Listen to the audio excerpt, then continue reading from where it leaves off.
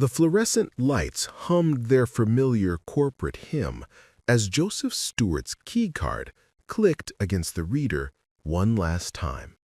The sound echoed through the marble lobby of Meridian Capital Management like a death knell, or perhaps, he thought grimly, like the first note of a symphony he'd been composing for 3 years without realizing it. His reflection in the elevator's polished steel doors showed a man who looked older than his 34 years, dark circles carved beneath brown eyes that had once sparkled with ambition.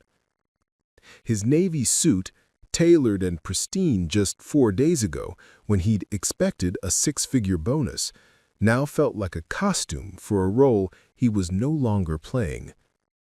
20th floor, he whispered to himself. Though he'd made this journey 1,000 times, today felt different.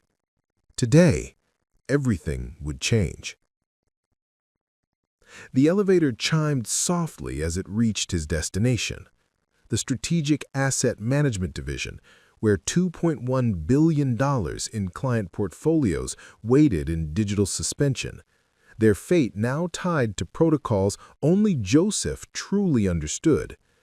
He'd built those protocols himself, line by meticulous line of code, creating what he'd proudly called the most secure asset transfer system in the industry.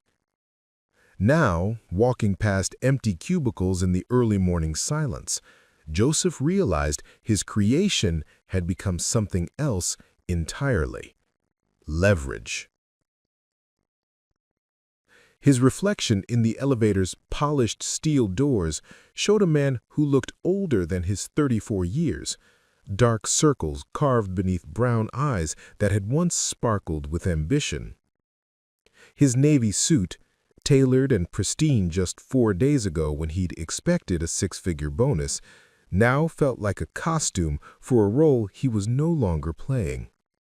20th floor, he whispered to himself. Though he'd made this journey 1,000 times, today felt different. Today, everything would change. The elevator chimed softly as it reached his destination, the Strategic Asset Management Division, where $2.1 billion in client portfolios waited in digital suspension, their fate now tied to protocols only Joseph truly understood. He'd built those protocols himself, line by meticulous line of code, creating what he'd proudly called the most secure asset transfer system in the industry. Now, walking past empty cubicles in the early morning silence, Joseph realized his creation had become something else entirely: leverage. His corner office still bore his nameplate, though he knew security would be up to collect it within the hour. The view of downtown Chicago stretched before him, the city awakening to another day of ruthless commerce, unaware that one man's termination was about to send shockwaves through the financial district. Joseph's hands trembled slightly as he powered up his workstation for the final time. The screen illuminated with familiar trading dashboards, client portfolios, and the crown jewel of his professional life, the Meridian Asset Security Protocol, or MASP, as everyone called it. What they didn't call it, what only Joseph knew, was unstoppable once activated. 3 years ago, when Meridian had hired him away from Goldman Sachs with promises of innovation and unlimited resources, Joseph had poured his genius into creating the perfect system. MASP didn't just manage asset transfers, it protected them with military-grade encryption, multi-layered authentication, and fail-safes that would make Fort Knox jealous. The irony wasn't lost on him now. In his zealousness to protect client assets from external threats, he'd created a system so secure that even Meridian couldn't override it without the original architect's consent. "Joseph!" Sarah Martinez's voice cut through his reverie. His former colleague, His friend stood in the doorway, her expression a mixture of sympathy and confusion. She held a cardboard box and wore the look of someone delivering bad news. "I'm sorry. They asked me to help you pack." Sarah had been his closest ally during the MASP development, the only person who truly understood the system's intricacies besides himself. Her presence here felt like a final insult, Meridian using his own friend to escort him out. 24 days, Sarah," Joseph said quietly, not turning from his screen. 24 days before the bonus period. 3 years of 80-hour weeks, of missed dinners, of sacrificing everything for this place, and they terminate me 4 days before I'm supposed to receive $340,000.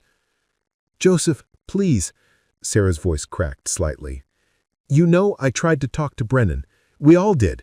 But the Henderson account loss wasn't my fault." Joseph's voice carried a steel edge. "Marcus Williams made those trades against my explicit recommendations. I documented everything. But somehow, when the dust settled, I'm the one walking out empty-handed." He finally turned to face her, and Sarah flinched at the intensity in his eyes. "Do you know what I discovered yesterday, Sarah, when I was reviewing my termination paperwork?" Sarah shook her head, though something in her expression suggested she already knew. Marcus Williams, the same Marcus who lost $40 million of client money, is receiving his full bonus. Not only that, they're promoting him to senior director. Joseph's laugh held no humor. My replacement, apparently. The weight of betrayal settled between them like a physical presence. Sarah had known. Of course she had known. "Joseph, please don't do anything rash," Sarah whispered, setting down the box. "I know you're angry, but think about your career, your reputation." "My reputation?" Joseph stood slowly, his chair rolling backward. "My reputation is built on trust, Sarah. Trust that hard work is rewarded. Trust that competence matters more than office politics. Trust that the system, no matter how flawed, has some basic sense of justice." He gestured toward his computer screen, where MASP's main interface glowed with gentle blue light. "I trusted Meridian with the most sophisticated piece of financial software ever created. I gave them something that makes this firm virtually unhackable, that protects every client's assets with precision that would make NASA envious." Sarah's face paled as she began to understand the implications. But here's the beautiful thing about trust, Sarah. It's a two-way street. And when one party breaks that trust completely, utterly, without regard for the consequences, well, sometimes the other party has to reconsider the terms of engagement. "Joseph, no!" Sarah stepped forward, her voice urgent. "Whatever you're thinking, don't. This will destroy you, and it will destroy innocent people too. Think about the clients, the employees who had nothing to do with your termination." "Innocent people," Joseph repeated thoughtfully. He moved to his desk and began opening drawers, removing personal items with deliberate care. A photo of his parents, his MIT graduation pen, a small cactus Sarah had given him as a joke about surviving in the corporate desert. "Tell me, Sarah, how innocent are we really? How innocent is a company that terminates its most valuable employee to avoid paying a bonus? How innocent are the board members who approved Marcus's promotion knowing he cost us $40 million? How innocent are you, standing here helping them escort me out?" Each item went into the cardboard box with ceremonial precision, as if Joseph were conducting some ancient ritual of severance. The clients aren't innocent either. They know exactly what kind of firm Meridian is. They know we'll sacrifice anyone to protect the bottom line. They choose to stay because we make them money, not because we have integrity. Sarah's phone buzzed with a text message. She glanced at it, and her face went white. "What?" Joseph asked. "Security is coming up. Brennan wants you out of the building in 15 minutes. Joseph nodded slowly, unsurprised. Of course he does. Can't have the fired employee contaminating the workplace with his presence. He walked back to his computer and began typing with swift, practiced keystrokes. Lines of code flowed across the screen. Not new code, but activation sequences for protocols already embedded deep within MASP's architecture. Joseph, step away from the computer. Sarah's voice carried new urgency. Whatever you're doing, it's not worth it. Worth it? Joseph paused in his typing and looked at her with genuine curiosity. What do you think my career was worth, Sarah? What do you think 3 years of my life was worth? What do you think my integrity is worth? His fingers resumed their dance across the keyboard. Because Meridian just answered those questions for me. They're worth exactly nothing. The screen filled with confirmation dialogues, each one requiring Joseph's unique biometric authentication, palm scan, retinal scan, voice recognition. The system he'd designed to be impenetrable was now becoming his weapon of choice. Joseph, please, Sarah tried one more time. Think about this rationally. You're about to commit career suicide, financial suicide, maybe literal legal suicide. Is your wounded pride really worth destroying your entire future? Joseph's hands stilled on the keyboard. For a moment, Sarah thought she'd reached him. Then he spoke, his voice carrying the weight of profound decision. You know what the difference is between wounded pride and destroyed faith, Sarah? Pride can heal. Pride can be rebuilt. But faith? Once it's broken, once you realize that everything you believed about fairness and merit and basic human decency was a lie, that's a wound that never closes. He entered the final command sequence. Deep within Meridian servers, invisible to everyone except Joseph, MASP began its transformation from guardian to gatekeeper. Besides, Joseph added with a small smile that didn't reach his eyes, I'm not destroying my future. I'm reclaiming it. The office door burst open as 3 security guards entered, led by Tom Brennan himself.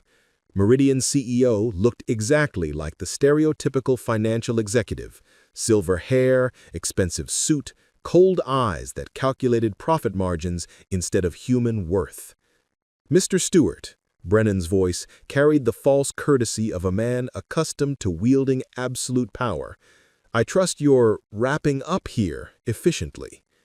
Joseph turned from his computer, his expression serene. Actually, Mr. Brennan, I was just finishing a final systems check. Professional courtesy, you understand, making sure all client assets are properly secured during the transition. Brennan's eyes narrowed. He'd climbed to CEO by recognizing threats, and something in Joseph's tone triggered his instincts. What kind of systems check? Oh, nothing dramatic, Joseph replied, gathering the last items from his desk. Just running the quarterly MASP diagnostic. Standard protocol. Takes about 48 hours to complete, during which time the system operates in protective mode. All external transfers suspended, all asset modifications locked down, that sort of thing. The color drained from Brennan's face. Suspended? What do you mean, suspended? Joseph lifted his cardboard box, cradling it like a baby. I mean, Mr. Brennan, that $2.1 billion in client assets are now in protective lockdown until the diagnostic completes. No trades, no transfers, no withdrawals, no modifications of any kind. The system is protecting our clients from potential security vulnerabilities during the transition period. You can't do that, Brennan stepped forward, his executive composure cracking. Those assets need to remain liquid. We have trades scheduled, client requests pending. I didn't do anything, Mr. Brennan interrupted gently. The system did exactly what it was designed to do. When it detected a significant personnel change in the Strategic Asset Management Division, my termination, specifically, it automatically initiated protective protocols. Sarah found her voice. Joseph, can you override it? Joseph tilted his head thoughtfully. Well, that's an interesting question. Technically, yes, I could override the diagnostic, but you see, I no longer have authorization to access Meridian systems. My access was terminated, along with my employment, quite thoroughly, I might add. The implications hit Brennan like a physical blow. You're telling me that $2.1 billion in client money is frozen because we fired you? I'm telling you that $2.1 billion in client money is protected because you fired the only person who could guarantee its security, Joseph corrected. The system is working exactly as intended. It's protecting client assets from unauthorized access during a period of potential vulnerability. One of the security guards stepped forward. Sir, should we detain him? On what grounds? Joseph asked mildly. I haven't broken any laws. I haven't violated any protocols.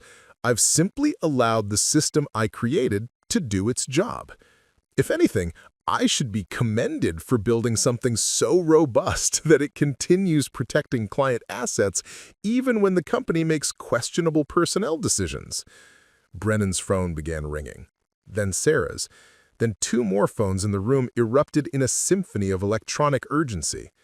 The Monday morning trading session was beginning, and somewhere in the building, other employees were discovering that Meridian's most important client accounts had become untouchable. How do we fix this? Brennan demanded, his CEO mask slipping to reveal raw panic beneath. Joseph considered the question with academic interest.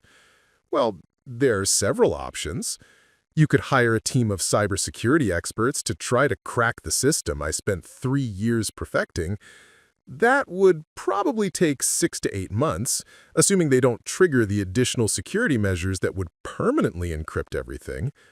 Brennan's eye twitched. What other options?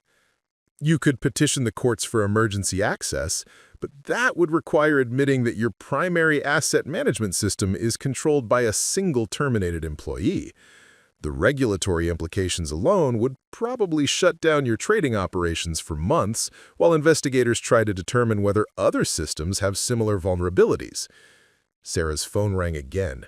She answered with a shaky voice, listened for a moment, then looked up with wide eyes. That was Davidson from Client Services. Henderson Industries is demanding to know why they can't access their portfolio. They're threatening to withdraw completely if this isn't resolved by noon. Henderson Industries. The account Marcus Williams lost $40 million from. The account that cost me my job. How poetic. Brennan stepped closer, lowering his voice to a hiss. What do you want, Stewart? Joseph set down his cardboard box and folded his hands behind his back, adopting the posture of a professor addressing a particularly slow student. What I want, Mr. Brennan, is quite simple. I want the same thing I've always wanted. Fairness. Justice. A world where competence is rewarded and incompetence has consequences. A world where 3 years of dedicated service means something more than a cardboard box and an escort to the elevator. Cut the philosophy, Brennan snapped. How much do you want? The question hung in the air like a loaded weapon. Around them, phones continued ringing as the scope of the crisis became clear to employees throughout the building. Joseph smiled, the first genuine smile anyone had seen from him all morning. You think this is about money? He asked softly. You think I've spent 3 years building the most sophisticated financial protection system in history so I could hold it hostage for a payout? He shook his head slowly. Mr. Brennan, if this were about money, I would have simply taken another job. Goldman Sachs called me yesterday, actually. They're offering twice what you paid me, plus a signing bonus that exceeds what I was supposed to receive here. Brennan's face went ashen. Then what do you want? Joseph picked up his box again, cradling it like a sacred relic. I want you to understand something, Mr. Brennan. For 3 years, I gave this company everything I had. My creativity, my expertise, my loyalty, my life. In return, you gave me a salary, and empty promises about being valued. His voice grew quieter, more intense. But the moment it became convenient, the moment you needed a scapegoat for Marcus Williams' incompetence, you threw me away like garbage. Not just threw me away, but did it in the most humiliating way possible.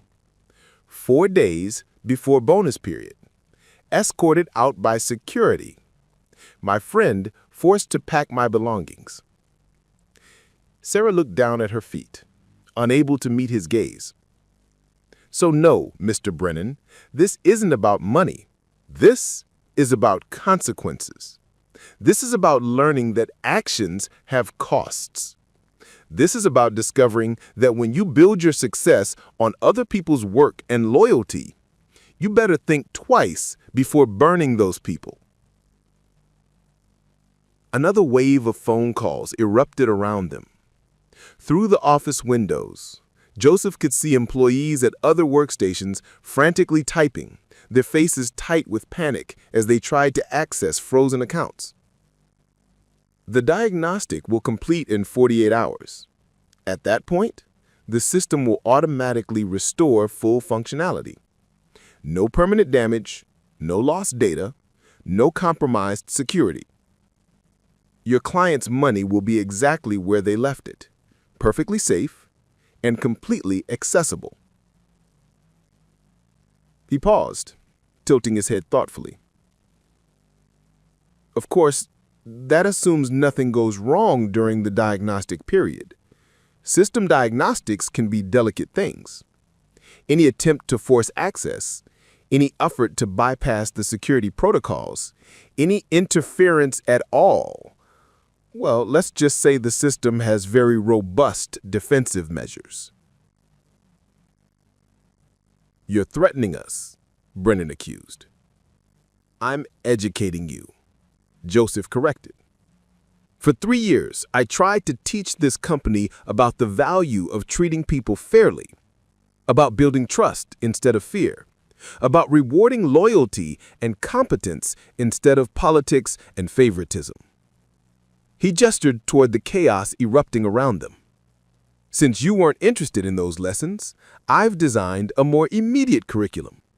For the next 48 hours, you get to experience what it's like when the person you depend on most suddenly isn't there anymore.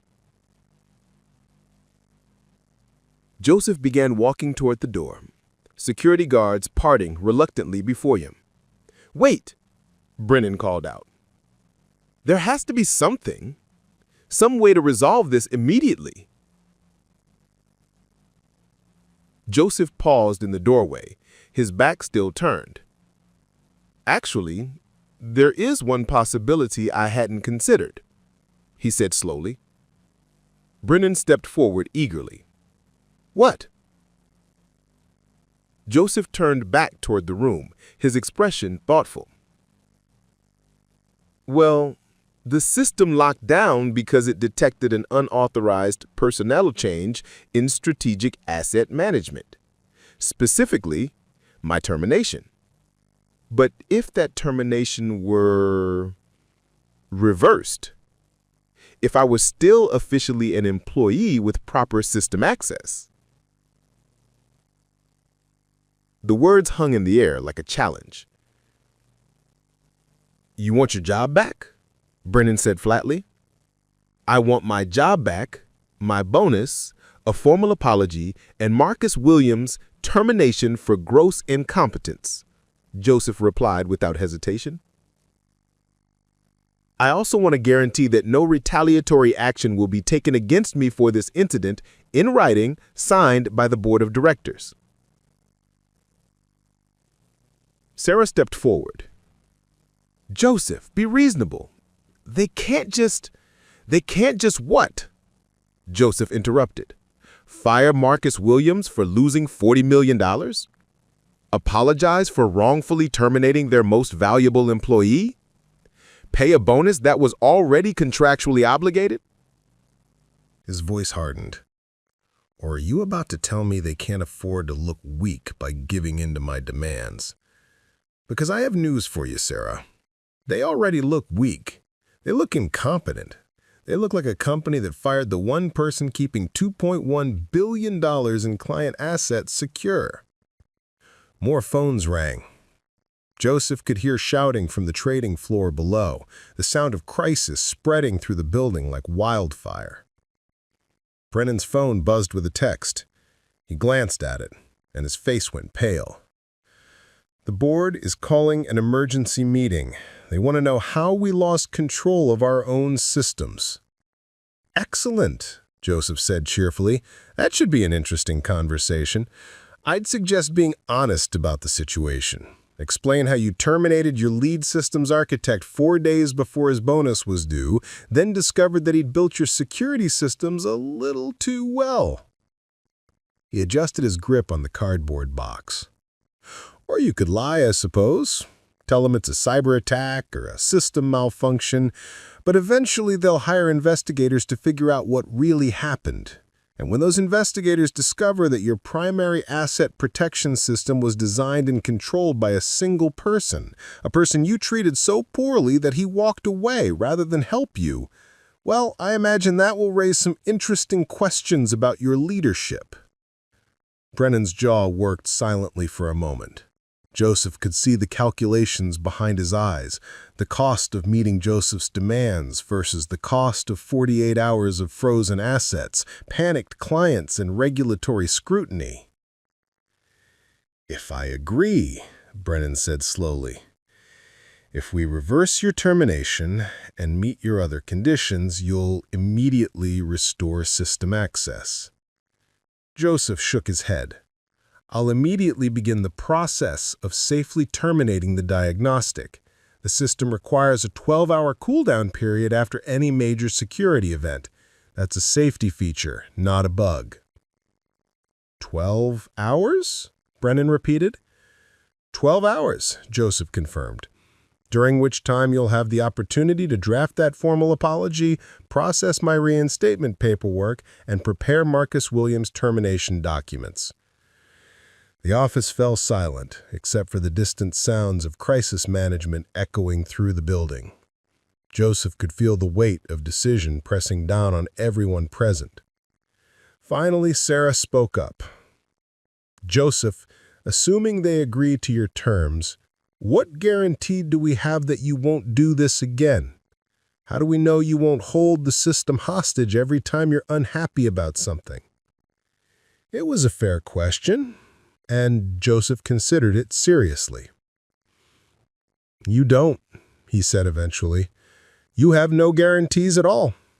But then again, that's exactly the position I was in when I trusted Meridian with 3 years of my life. The difference is, I actually delivered on my promises."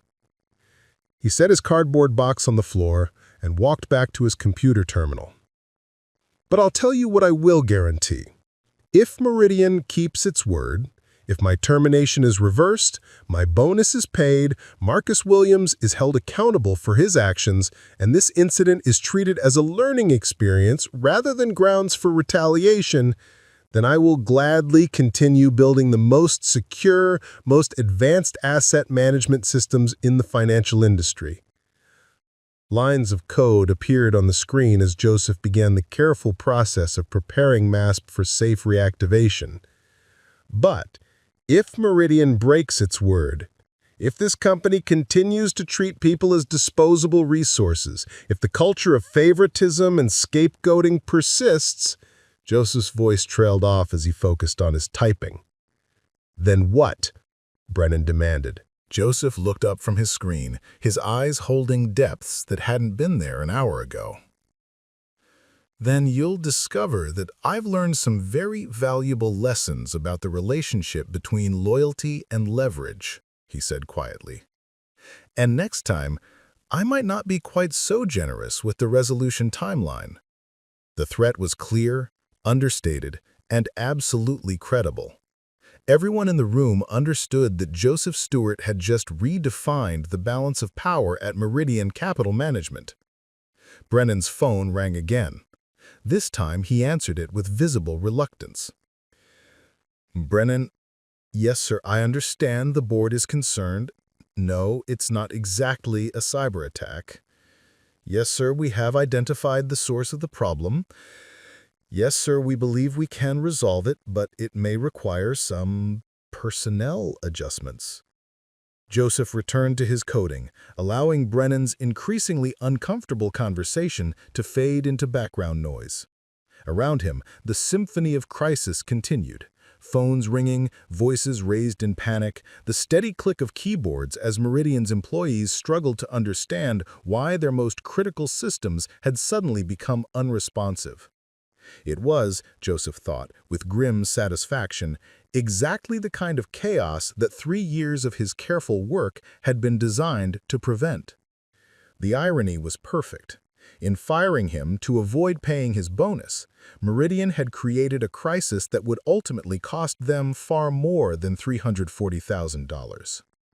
20 minutes later, Brennan ended his call with the board and approached Joseph's desk with the expression of a man swallowing poison. "The board has authorized me to meet your terms," he said through gritted teeth. "Full reinstatement, bonus payment, formal apology, and termination of Marcus Williams. In exchange, you will immediately begin restoration procedures and provide a complete briefing on system vulnerabilities to prevent future incidents." Joseph saved his work and turned to face Brennan with a smile that was equal parts professional and predatory.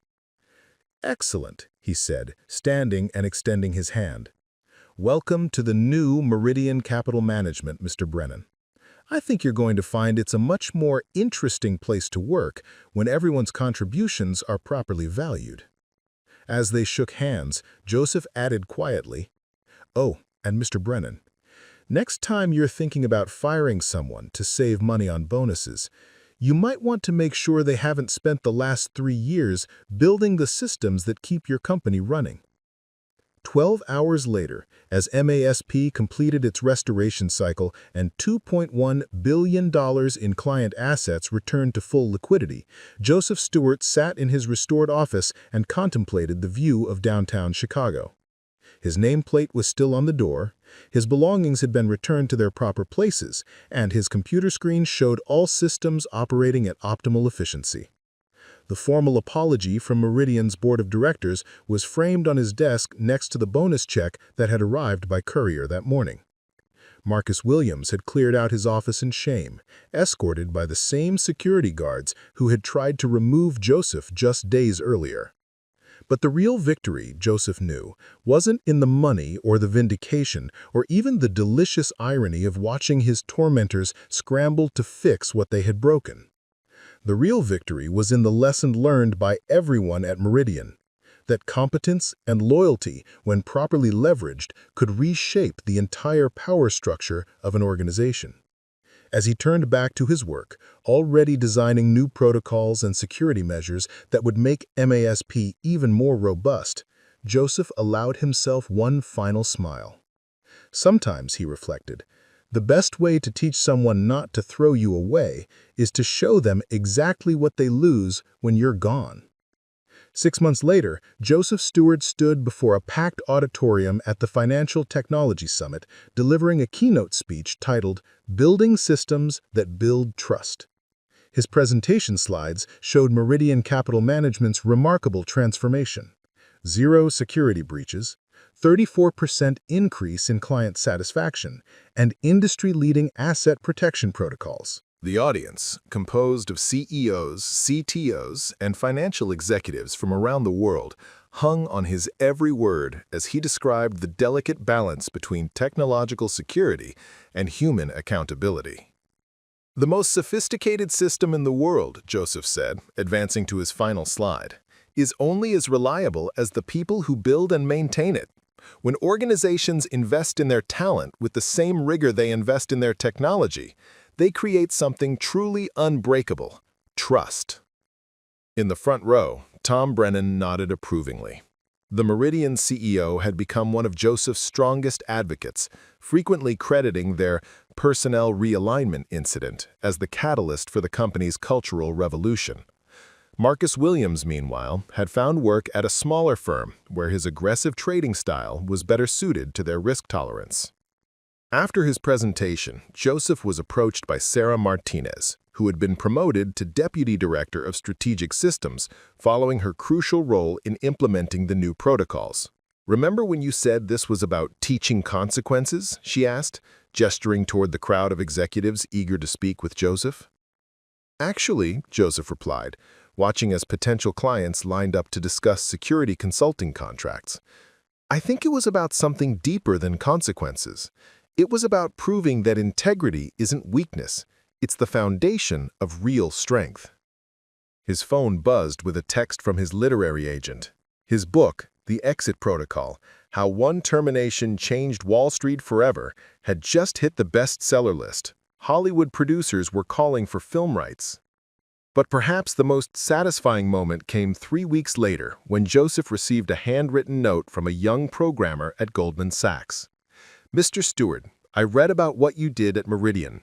Yesterday, my manager tried to take credit for my work on a major project. Instead of staying quiet like I usually do, I scheduled a meeting with his boss and documented everything. Thank you for showing me that sometimes the system only changes when we refuse to let it break us." Joseph framed that letter and hung it next to his apology from Meridian's board. Both represented victories, but the letter from the young programmer represented something more important: proof that standing up for what's right creates ripples that extend far beyond our own lives. As he looked out at the Chicago skyline from his corner office, now expanded and renovated as part of his new contract, Joseph reflected on the journey that had brought him here. Sometimes the most powerful protocol isn't written in code at all.